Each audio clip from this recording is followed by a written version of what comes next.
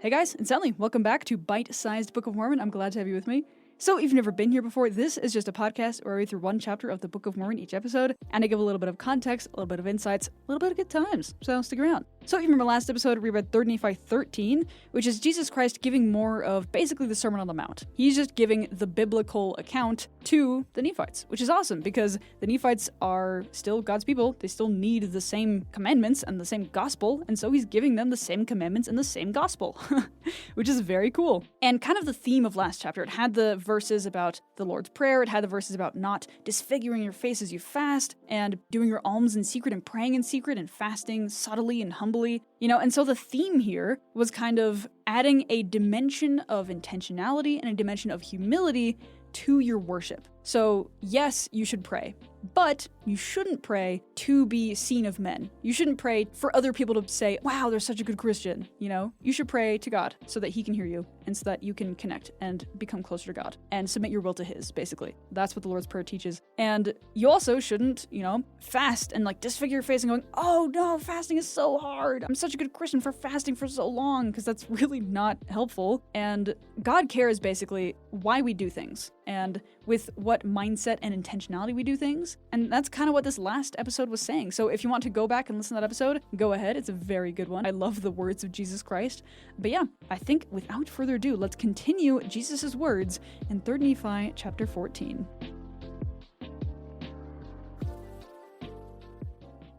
And now it came to pass that when Jesus had spoken these words, he turned again to the multitude, and did open his mouth unto them again, saying, Verily, verily, I say unto you, judge not, that ye be not judged. For with what judgment ye judge, ye shall be judged, and with what measure ye mete, it shall be measured to you again. And why beholdest thou the mote that is in thy brother's eye, but considerest not the beam that is in thine own eye? Or wilt thou say to thy brother, Let me pull out the mote of thine eye, and behold, a beam is in thine own eye?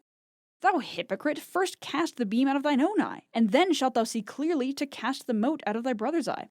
Give not that which is holy unto dogs, neither cast ye your pearls before swine, lest they trample them under your feet and turn again to rend you.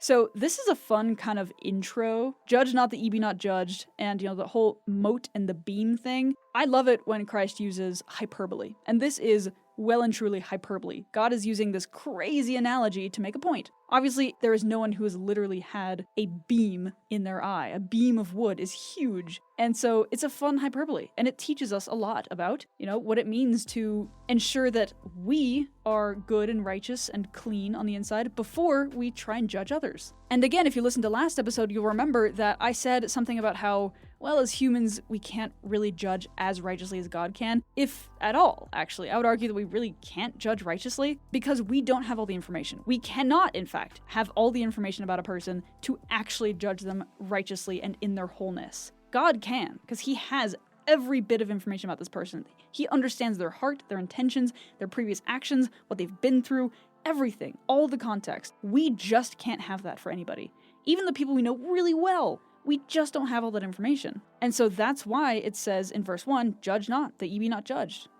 It is a hypocritical thing to try and judge other people and then be uncomfortable when they judge you, right? And verse 2 says, for with what judgment ye judge, ye shall be judged. It'll get turned back on you. And so if you're unfair, well, other people are going to be unfair to you. And that's just not a good time for anybody involved. So, yeah, judging others is a human thing. It's a very human thing. Everyone judges, and it's how we understand the world. It's how we interface with the world sometimes, because the world is so huge and complex, we can't hold it all in our brain at the same time. Again, like I said, judging is a very human thing, but unrighteously judging, and judging in order to treat other people differently or to assume things about them or whatever, negative judging is bad. And so just keep that in mind, Some amount of judging is natural, and it's just how we think. It's how our minds work, and that's fine. We don't have to worry about that. But when that judgment starts to affect how you think about them, how you treat them, how you feel about them, that's a little bit less righteous, right? That's kind of right in the line between righteous and unrighteous. And so, yeah, these first few verses are basically saying, hey, don't be a hypocrite, because if you don't want to be unfairly judged by other people, don't unfairly judge them, right? If you have a beam in your own eye,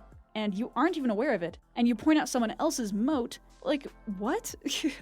That's absurd. Like, oh my goodness, be self-aware enough to know that you just can't judge other people. Like, you just can't. All of us are imperfect. As God said with the woman caught in adultery, let him who is without sin cast the first stone. Or, it's a paraphrase, but you get the point. Like, none of us are sinless. None of us are not worthy of judgment. And so let's judge nobody, because what's the point? And so we need to be aware of that. All of us have beams in our eye, all of us have motes in our eye, we're all struggling. And so judging other people doesn't help anybody. And of course, guiding other people in their lives and giving them advice and support and help, yes, that's amazing. But just judging them to be like, oh, they're a bad Christian, whatever. I don't need to care about them because they're a bad Christian. Like, that's not helpful, And so these first few verses focus on that judgment aspect, because that is a very human thing that we all struggle with, like I've mentioned. So, yeah. Ask, and it shall be given unto you. Seek, and ye shall find. Knock, and it shall be opened unto you. For everyone that asketh receiveth, and he that seeketh findeth, and to him that knocketh it shall be opened. Or what man is there of you, who, if his son ask bread, will give him a stone? Or if he ask a fish, will he give him a serpent? If ye then, being evil, know how to give good gifts unto your children, how much more shall your Father who is in heaven give good things to them that ask him? Therefore all things whatsoever ye would that men should do to you, do ye even so to them, for this is the law and the prophets. Sorry to stop again so soon, but these verses are so good. Oh my goodness. I love verses 7 and 8. Ask and it shall be opened unto you. Seek and ye shall find. Knock and it shall be opened unto you. And I love that principle, everyone that asketh receiveth. And to make that point, to further clarify that point, Jesus Christ says, hey, you can give good gifts, right? When someone asks for bread, you don't give them a rock. Or when someone asks for a fish, you don't give them like a snake. You know how to give good gifts, yes? Now, if you, being a natural man, imperfect human, can do that, then how much more perfectly can God do that? How much more perfectly can God give good gifts to us? So God knows perfectly what we want and perfectly how to give that to us. If, of course, it's a righteous desire. And so ask and it shall be opened unto you. Seek and ye shall find, because God is good at that. God is good, perfectly good, at answering requests. Because he's like, hey, if you can answer a request for bread with bread and not a rock, then what more can God do? How much higher are his ways? How much better and more perfect is he at that than we are? I just love that point. It's so clear and it's amazing. And also verse 12 literally has the golden rule in it. All things whatsoever ye would that men should do to you, do ye even so to them. Treat others as you would want to be treated.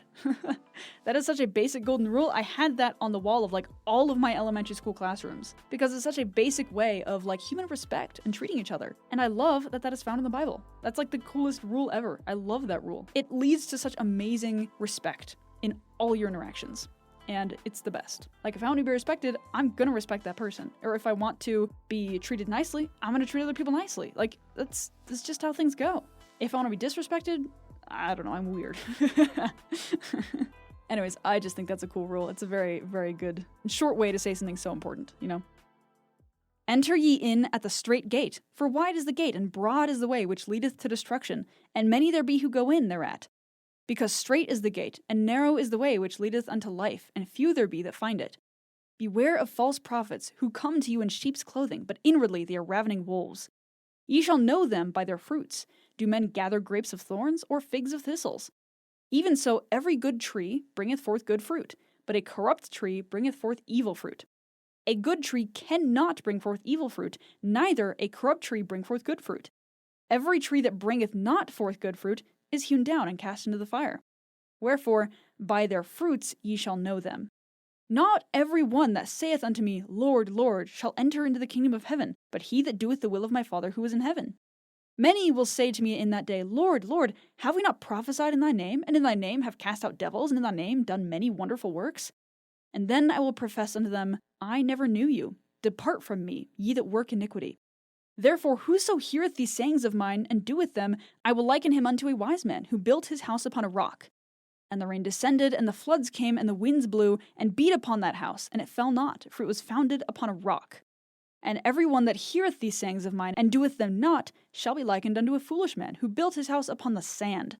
And the rain descended, and the floods came, and the winds blew, and beat upon that house, and it fell, and great was the fall of it.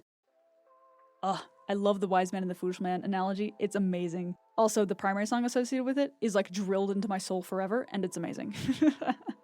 But basically what God is saying is, build your foundation upon a rock. Build upon something solid. And what he's saying is solid are his words. And these are his words. And also it's interesting because if you remember back in verse 13 and 14, it talks about how the straight gate is where salvation is found, the straight and the narrow. But the funny thing is, straight is not S-T-R-A-I-G-H-T, like a straight line or like a ruler is straight, but straight S-T-R-A-I-T, which means difficult. So straight does not mean literally a straight line, but it means difficult. Difficult and narrow. That is another way of putting how we get to eternal life. And of course, wide is the gate and broad is the way that leads to eternal damnation. Like, it's so easy. And yet, in our LDS point of view, there is kind of a safety net. And that safety net is what happens after we die. We're sorted into spirit paradise and spirit prison. Like I've mentioned before, spirit prison is basically for those who didn't accept Jesus Christ in their life. Whether or not they had an option to, or they rejected him, or they heard about him at all, that's where they go. And the people who are in spirit paradise are tasked with teaching those in spirit prison and giving them the information and the knowledge, and even people on this earth doing ordinances for the dead so that those people in spirit prison can even accept ordinances after their death. And so they're being led to that straight and narrow path, that difficult and narrow path. They're being guided through it by merciful and humble hands in the afterlife. How sick is that? That's so cool. So the afterlife in LDS theology is very much a safety net, and it kind of is the catch-all a little bit, where those who didn't have a chance in this life have one in the next life. And it's just so merciful of God, and it's really, really amazing. And so, of course, straight and narrow is the way. And the fact that you and I have found this gospel in this life is a miracle. We're such a small percentage that has this gospel. Even Christianity, of course, Christianity has billions of people over the globe, but that's still a fraction of the entire globe. Like, if you aren't even being specific about LDS specific theology, just Christianity in general, it's still a miracle that we found this gospel in this life. It's awesome. The numbers are insane. This is such a small amount of people that get to where we are right now in this life. Most of them do it after this life, and they're taught later, and they do their ordinances later, and that's fine. And so remember, straight and narrow is the path. Difficult, I should say, and narrow is the path. And you and I, we found it. It was pretty sick. It's pretty awesome. Love that. Faith in Jesus Christ, yippee. And another thing that it talks about near the end is how to find a false prophet.